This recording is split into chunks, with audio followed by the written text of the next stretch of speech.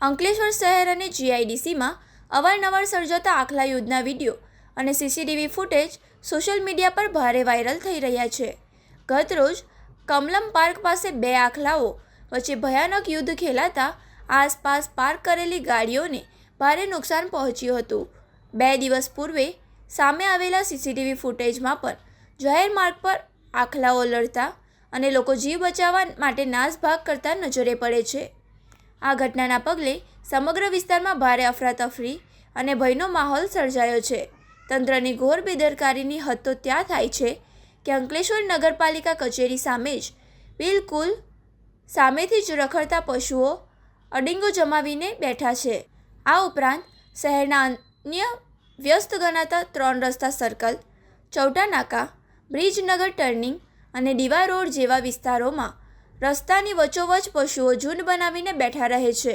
થોડા દિવસો અગાઉ પાલિકા દ્વારા દોડ પકડવાની ઝુંબેશ શરૂ કરવામાં આવી હતી, પરંતુ આ કામગીરી માત્ર દેખાડા પૂરતી જ સીમિત રહી હોવાનો સ્થાનિકો આક્ષેપ કરી રહ્યા છે.